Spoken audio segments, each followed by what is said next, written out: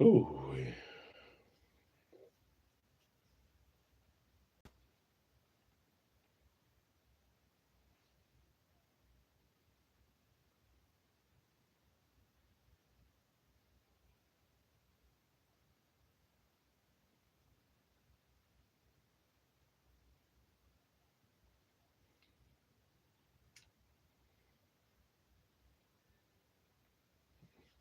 Shalom, everybody. How y'all doing? Welcome back to Rise and Scripts. What up, baby? It's a late one. It's a late Rise and Scripts.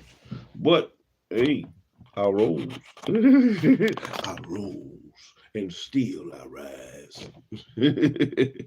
So we here. Even though it's a late Rise and Scripts, man, I was up late. I had started me a carbon last night. Finally started one that I had been bullshitting on. Yeah, so I was up till like 6 in the morning. 6 in the morning, digging away at it. I started on this one finally. Oh, I got a little bit done. I was trying to get the voids and some of the stuff that go back.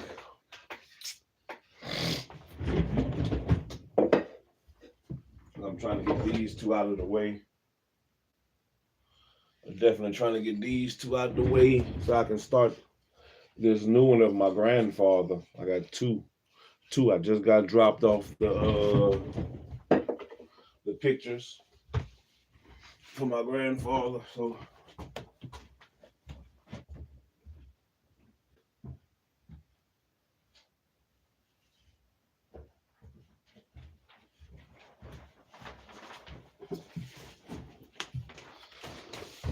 yeah, my what you call them?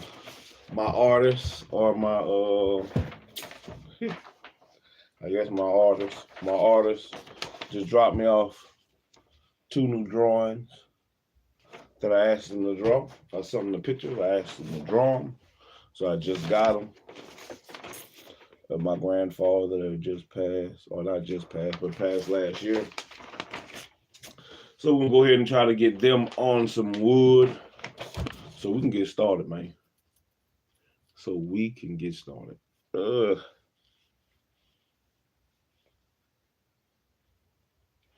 Started and see exactly what it is on them. Maybe I can get through these real quick. I don't have too many pictures hanging up of my grandfather, so I'm gonna get these done. We'll try to get them in order. But we are here today to finish up the introduction. This is the introduction part 2 of the KEBRA NAGAST, the Queen of Sheba and her only son Menelik, which was translated by E.A. Wallace Budge. E.A. Wallace Budge, man. Oh, man, hold up. I think all we're going to do today is finish the introduction. This is what the plan of action is. Just try to finish up the introduction, and then, so it might be short. The introduction, I think we gotta,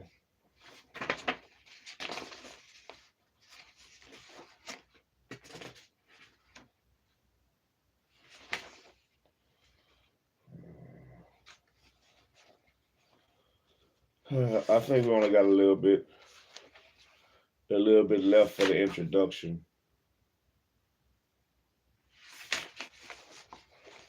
I don't know. We shall see.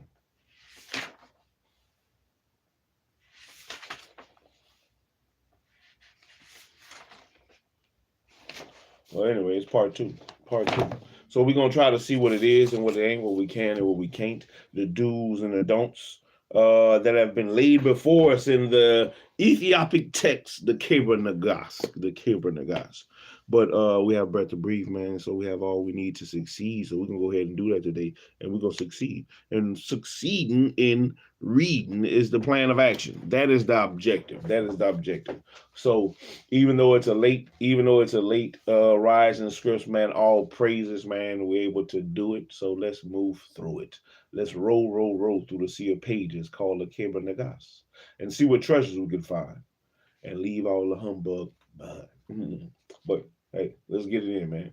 Send up the trumpets. Blow up the trumpets to the Most High. All praises.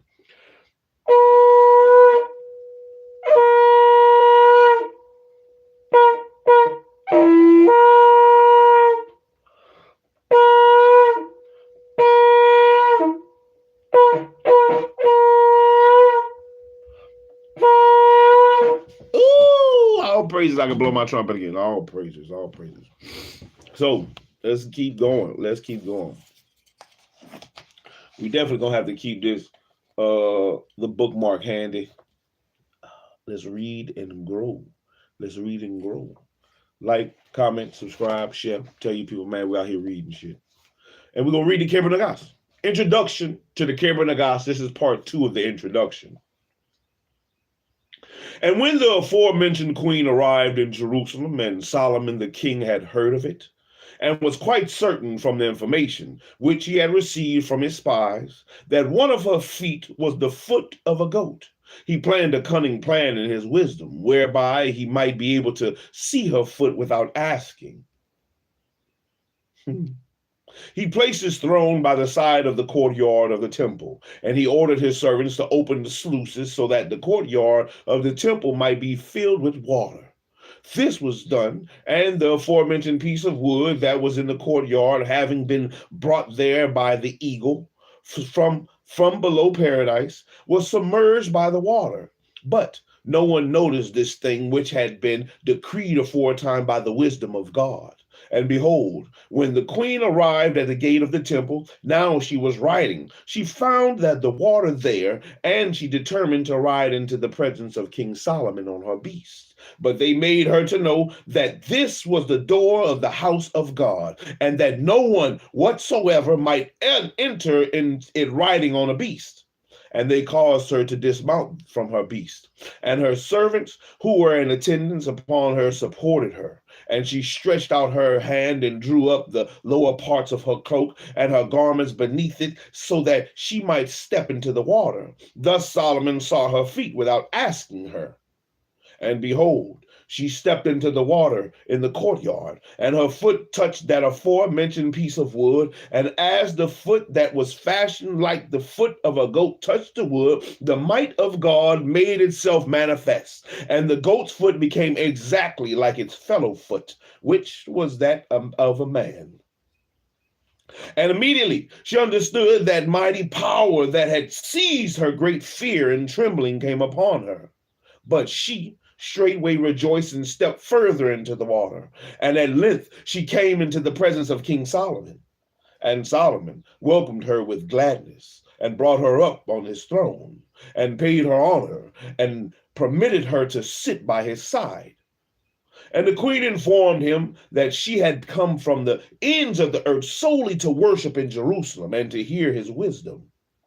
Then she asked him questions, saying, when I came to thy honorable kingdom and dipped my foot into the water, the foot being the foot of a goat, my foot touched something that was submerged in the water, whereupon it became straightway like its fellow foot.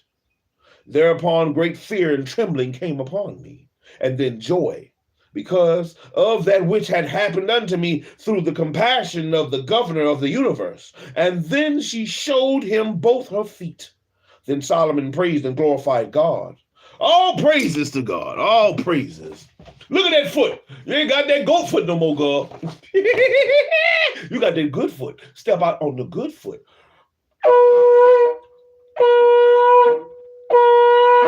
Ooh, all praises for the good foot. Not the goat foot, the good foot. Yeah. Then Solomon praised and glorified God, who alone worketh mighty and wonderful things. And he testified to her that he had only made the water in order to cause her to lift her cloak, so that he might see her foot, that is to say, the goat's foot. Then straightway he commanded that the water be made to go back to its place. And the courtyard became visible, and the piece of wood which she had touched with her foot stood out clearly, and Solomon related to her the story of the piece of wood. And when the queen understood the matter truly, she commanded that honor should be paid to the wood, and she decorated it with a collar of silver. And when Solomon saw her do this, he also decorated the piece of wood with another collar of silver, and assigned unto it a place in the temple of the Lord. And it came to pass that each and every one of Solomon's successors who came to the temple of God to pray, as soon as they heard the story of the piece of wood, decorated it with silver rings. And from the days of Solomon to the coming of Christ, this piece of wood was decorated with 30 collars of silver. Man, that sound like that stump that them people rub when they coming into the Apollo. And it came to pass that when the Lord, praise be unto him, wished to complete his dispensation and to effect the deliverance of Adam and his posterity from out of the hand of the accursed enemy, whom may God put to everlasting shame, Judas made a covenant with his high priest and with the cunning folk among the Jews to deliver Christ unto them, so that they might be able to condemn him to death. And the high priest undertook to give Judas the aforementioned collars of silver on the wood. Oh, man. Oh, if that's true. If that's true, the 30 shekels, huh?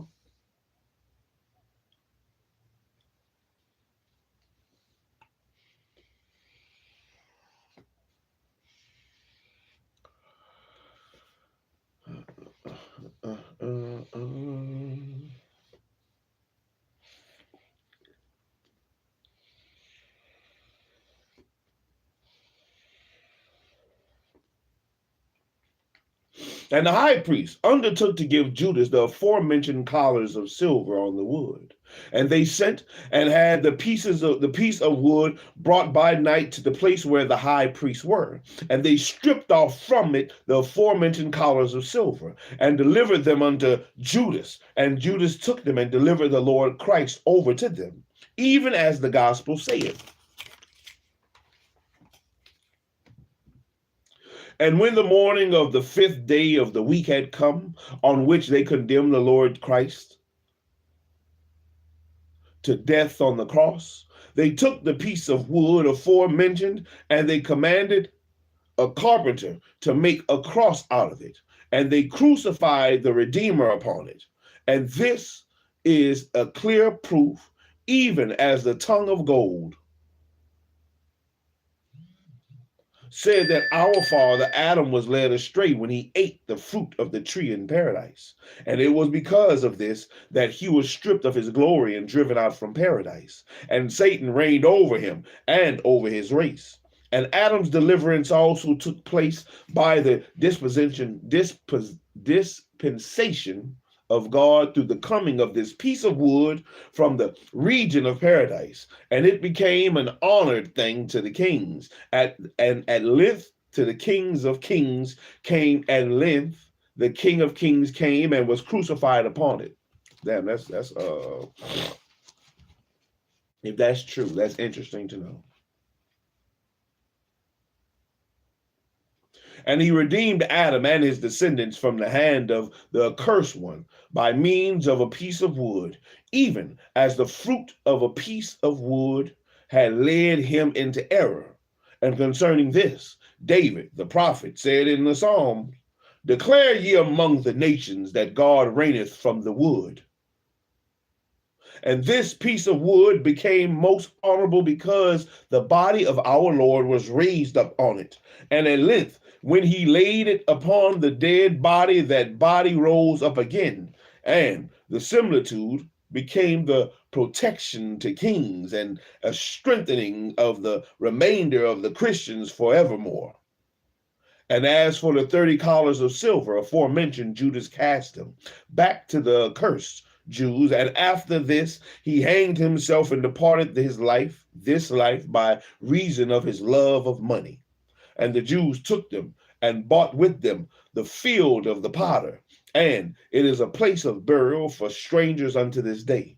This is what happened through the piece of wood.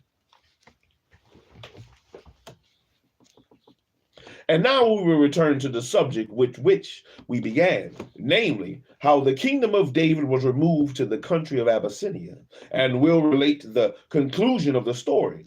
Behold, Solomon, the king, paid honor to the queen, and he made her retinue and her soldiers to alight by the side of his palace. And every day she visited him in order to hear his wisdom. And Solomon loved women passionately. And it came to pass that when her visits to him multiplied, he longed for her greatly and entreated her to yield herself to him. You know what it is. In his musical and sympathetic voice. Hey, baby. Something wrong with me. I've had my share of lovers, some of them damn good. That's all I hear in my head. And if you think you can turn me out, and baby, I wish that. Oh, you keep telling me this. Solomon. And Solomon loved women passionately. And it came to pass that when her visits to him multiplied, he longed for her greatly and entreated her to yield herself to him. But she would not surrender herself to him. And she said unto him, I came to thee a maiden, a virgin. Shall I go back despoiled of my virginity and suffer disgrace in my kingdom? And Solomon said unto her, I will only take thee to myself in lawful marriage. I am the king, and thou shalt be the queen. And she answered him, never a word. And he said unto her, strike a covenant with me, that I am only to take thee to wife of thine own free will. And this shall be the condition between us. When thou shalt come to me by night, as I am lying on the cushions of my bed, thou shalt become my wife by the law of kings. And behold, she struck this covenant with him, determining within herself that she would preserve her virginity from him. And this happened through the disposition of God, the Most High, to whom be praise. And Solomon by his wisdom instructed her for a number of days, and he did not again demand from her the surrender of her person. And the matter was good in her sight, because she thought that he had driven her out of his mind. And after these things, Solomon summoned cooks and commanded them to prepare and cook food for all those who were in the palace, for himself and for the queen, dainty and highly seasoned dishes. That had to be some brothers. Highly seasoned. Dainty and highly seasoned. Season that thing good.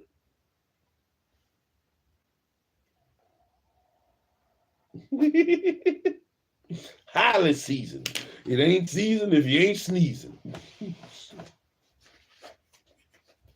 And he gave them pungent and aromatic and strong smelling herbs and spices for this purpose. And the cooks did even as he had commanded them. Now when the queen had eaten of these meats that were filled with spice and pepper and pungent herbs, she craved for cold water, which she drank in large quantities by day and by night.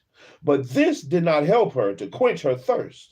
And when the third night had come, Solomon secretly gave the order to all those who were about the palace, both those who were inside it and those who were outside it, that none of them was to leave the aforementioned queen the smallest quantity of water to drink.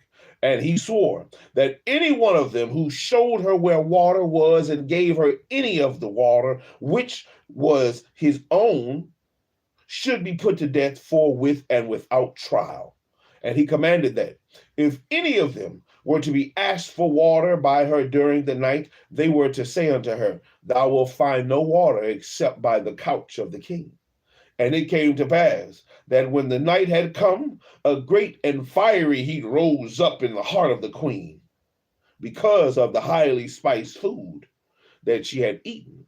And she sought for water to drink, but found none. And she was sorely agitated and was smitten with death. Then she cried out with a loud voice to her servants, but they were unable to find any water to give her to drink.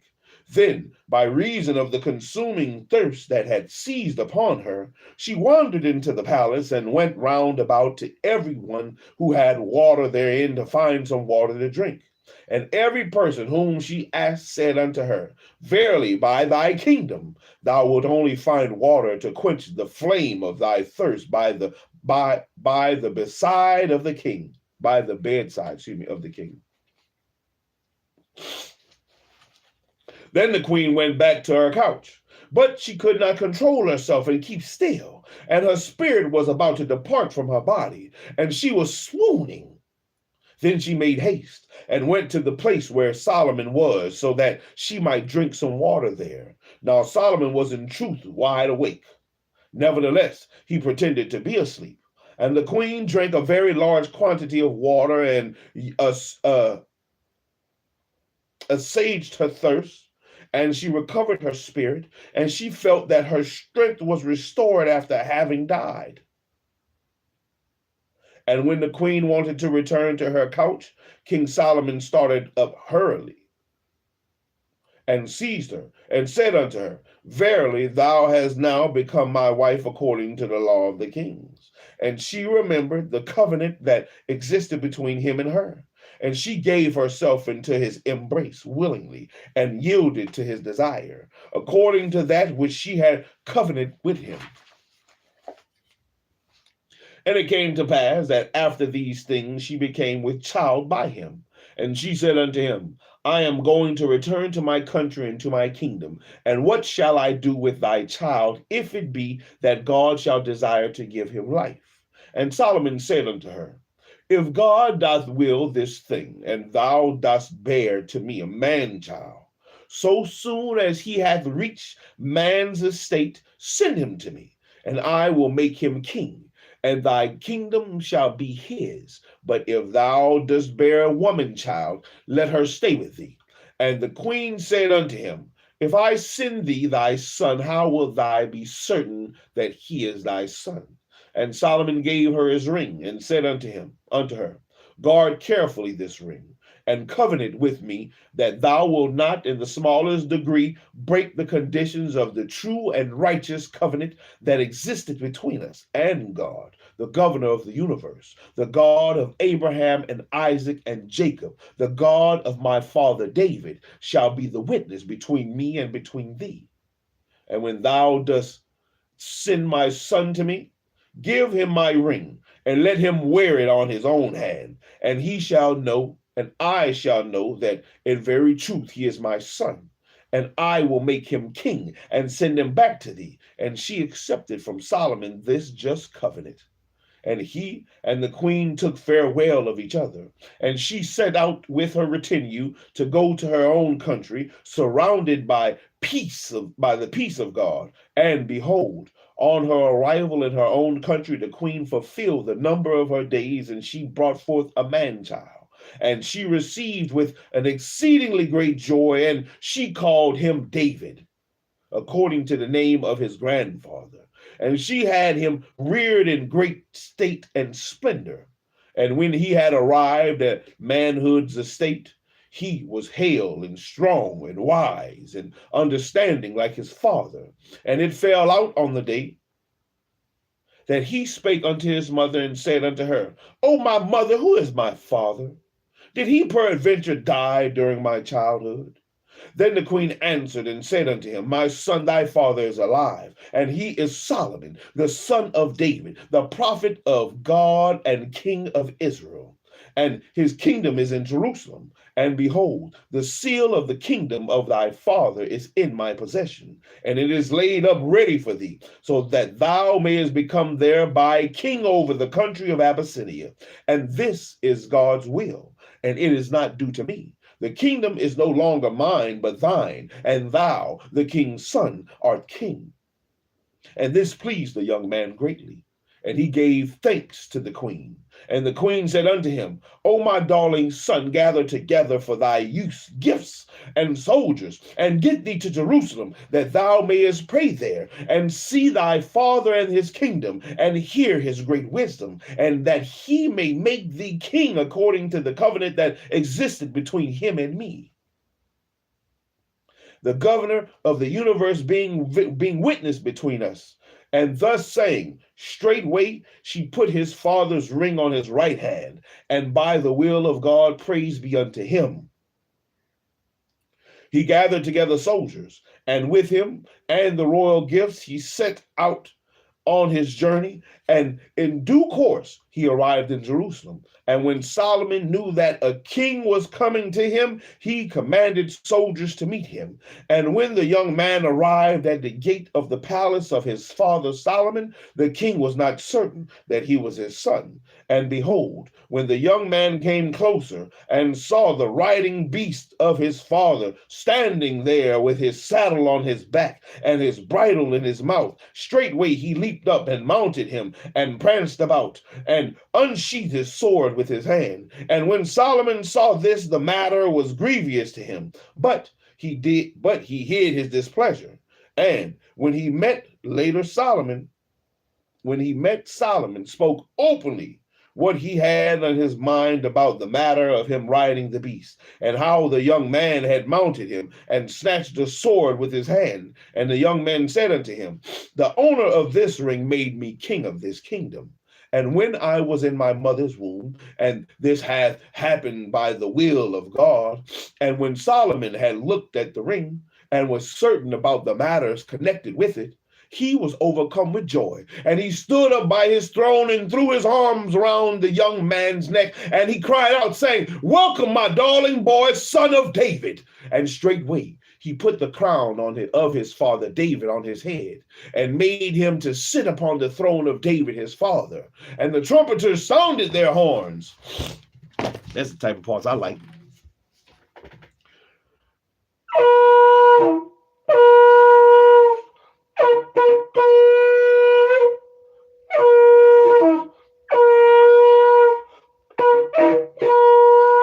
Oh, the trumpeters sounded their horns.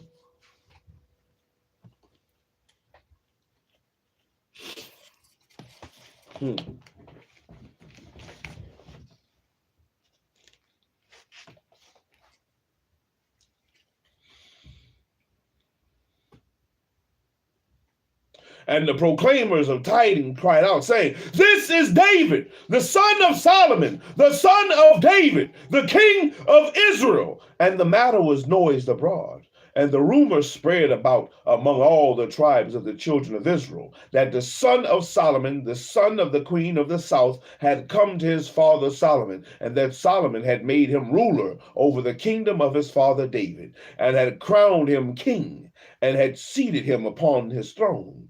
Now, in the house of the Lord, which Solomon had built and consecrated, was the tabernacle of the covenant of God. And inside it were the 2 tablets of stone that had been written by the finger of God, and the rod of Aaron, and the pot of manna. And this tabernacle was covered with plates of gold, and was draped with draperies of cloth woven with gold. And in connection with the tabernacle, a miracle which was seen by all the people of Israel was wrought. Whensoever the priests prayed, and the supplications of themselves and of the people were presented before the governor of the universe, and they had made an end of their prostrations, the tabernacle of the covenant of God used to raise itself up from off the ground. And they and the people knew that in very truth their supplication had been accepted.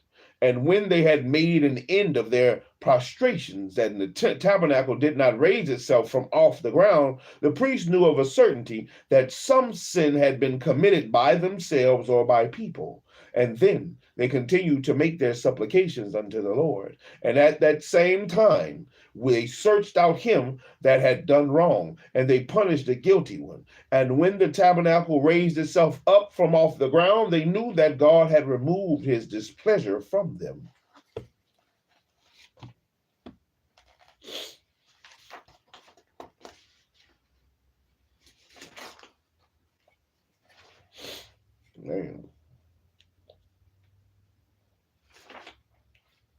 And it came to pass that the aforementioned king, the son of Solomon, went into the house of the Lord to pray, and he saw the tabernacle of the covenant of God raising itself up, a matter which it is impossible for a human mind to understand. And this was pleasing in his sight. And he determined to carry off the tabernacle of the covenant of God to his own country. And he broke the matter to his begetter Solomon, the king of Israel. And he said unto him, I am going to carry off the tabernacle of the covenant of God to my country. And Solomon said to him, O my darling son, thou canst not do this. Behold, there is no one except a priest who can carry the tabernacle. And whosoever toucheth the tabernacle except the priest, his soul departeth from him immediately. Moreover, the children of Israel have no protection whatsoever against their enemies except the tabernacle of the covenant of God. But these words did not satisfy him. And he said unto Solomon, I ask of thee neither gold nor silver, for in my country men gather in heaps gold from the earth, from its earth. And I ask from thee nothing but the tabernacle of the covenant of God, so that it may protect me on my journey, and may be a support for my kingdom, and for my soldiers in my country. And Solomon said unto his son, O my son, if it be the will of God, the governor of the universe, that thou shalt take away the tabernacle with thee, it will be an easy thing for thou to do so. But when thou carriest away the tabernacle, do not let me know about it. And when thou goest away with it, do not bid me farewell. For behold, without doubt, the priests and the elders of the fortress of Israel will make me to swear an oath by the name of God concerning this matter. And when I have to swear an oath by the name of God, I must swear what is true. Then the young man summoned to himself secretly a workman, who made a wooden case of the same length and breadth and depth and shape as the tabernacle. And then the young man killed him by night. Then he brought in other artificers, and they overlaid the wooden case with plates of gold similar to those that covered the tabernacle. And he treated those men even as he had treated the carpenter. And then the young man covered the case with draperies into which gold had been woven. Now, whilst he was making his preparations for his departure, Solomon the king knew nothing whatsoever about them. And then the young man summoned to him 4 of the priests who could be trusted, and he made them believe that he had done so in order to ask them to pray for him before his departure. And he gave them much gold to pray for him, and he bribed them to assist him whenever he needed them. And when the night of his departure had arrived, these priests came to him in order to bid him farewell. And he took them into his own apartment so that they might pray for him. And when they had entered and were in the apartment with him, he bound them in iron fetters for the night, and commanded his soldiers to mount and depart without sounding the trumpets. Then he took with him a company of his servants who were carrying spears in their hands. And he took those priests whom were bound with iron fetters for the night, so that they might not escape. And he went into the house of God, and he commanded the priests who were with him to carry away the tabernacle of the covenant of God. And then he deposited the case which he had made to resemble it in the place thereof. And he went forth by night, having with him the tabernacle, which was carried by the priests, and he neither bade his father farewell, nor allowed him to know of his departure. And this happened by the dispensation of God of the Most High, of God the Most High. Praise be unto him for the protection of the holy tabernacle of his covenant, so that it might abide forever, even as the Davidic kingdom. For even so did God make the promise to David that the offspring of his loins should sit upon his throne forever. And in this manner, enveloped in the protection of God, did the young man set out on his journey. We're going to read like one more page.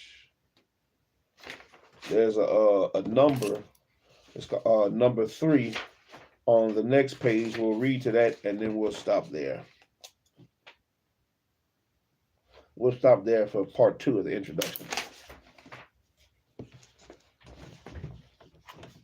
And it came to pass that when the morning had come, the children of Israel and the priests went into the house of God according to their wont to pray.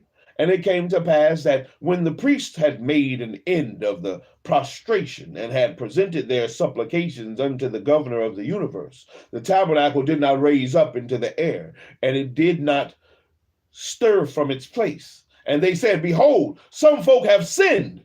And they ordered fasting and prayer for 3 days. And they searched among the people to find out who had committed this sin and folly. But they found no guilty person.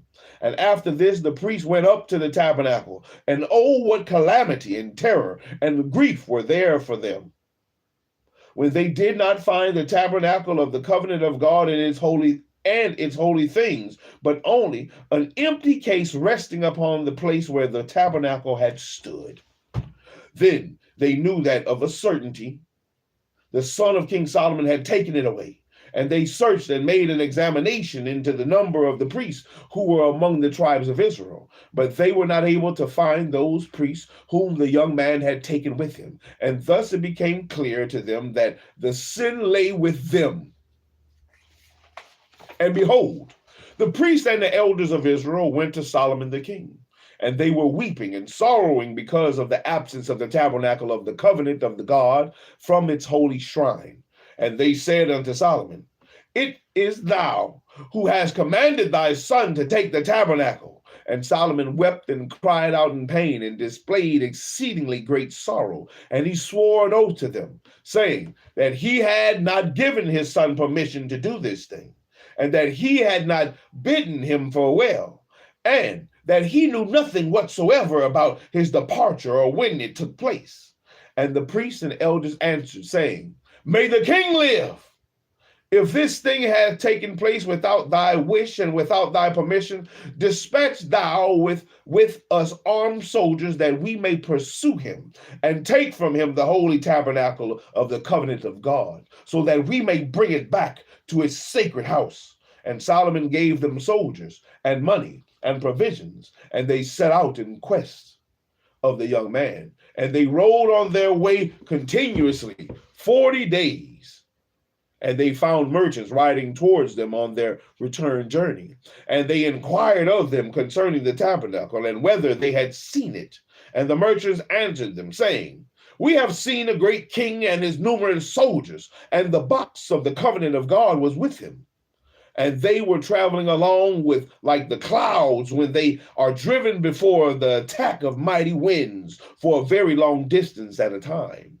And the natives of the villages through which they would have passed informed us that they traveled each day for distance of 40 days. Ooh. They went for 40 days a day.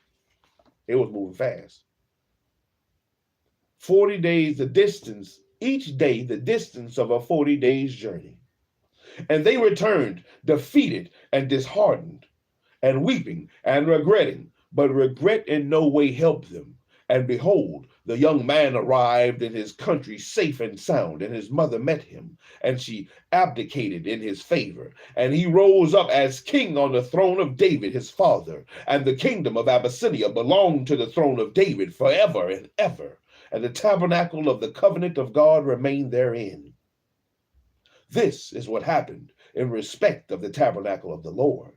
And this is the reason why it was transferred to the country of the Nagast. And this state of affairs continued until the birth of our Lord Jesus Christ of the pure Mary. And he completed his disposition upon earth and set free Adam and his posterity. And after his ascension into heaven, the disciples preached the gospel in his name in all the earth. And concerning the story of the eunuch, the deputy of Candace, it is related that the cause of his visit to Jerusalem was to pray there. And in his return journey, the Holy Spirit sent to him the apostle Philip, and the eunuch believed and was baptized. And when he went back to his native land, he preached Christ therein, and all the people believed through him. And after this, Parmenas, one of the 7, went to them, and he baptized them, and consecrated for them priests and deacons. And he ordained that their father should be on the throne of Mark, the evangelist. And the Orthodox faith was established in the country of Abyssinia. And the sovereignty of the house of David remained fixed therein forever and ever. Glory and praise and majesty and honor and supplication be unto the Holy Trinity forever and ever. Amen.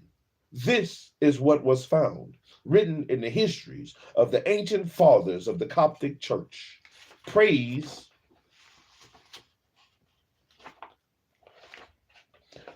be unto the giver of understanding and wisdom to his creatures. May his mercy be upon us forever. And we'll stop there. We'll stop there for today.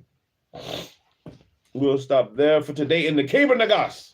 This has been part 2 of the introduction of the KEBRA NAGAST, the Queen of Sheba and her only son Menelik.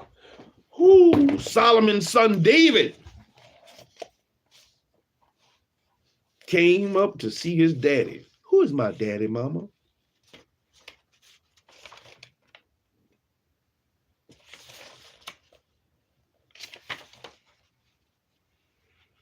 Who is my papa? My daddy is King. Oh, Lord. King Solomon.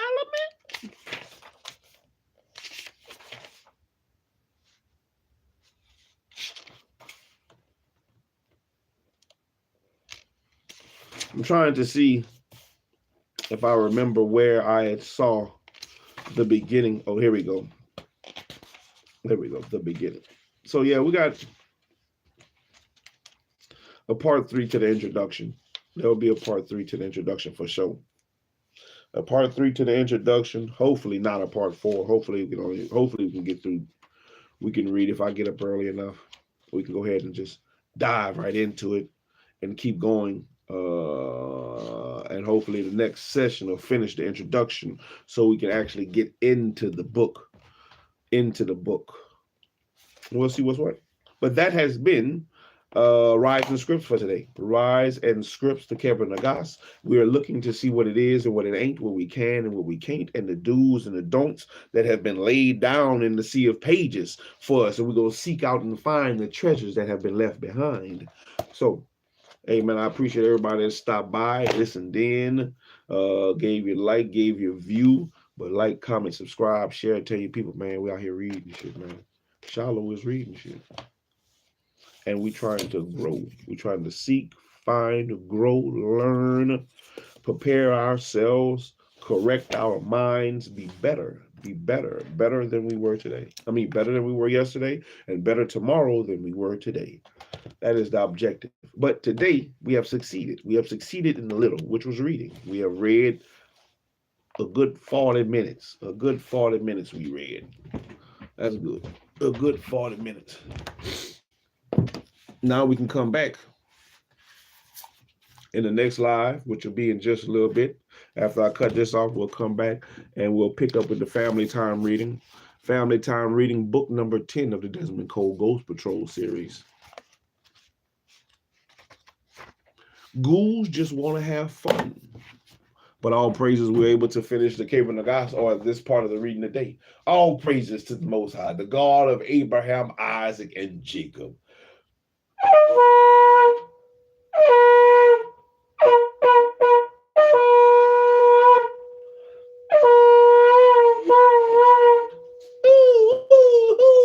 That's what I'm trying to do.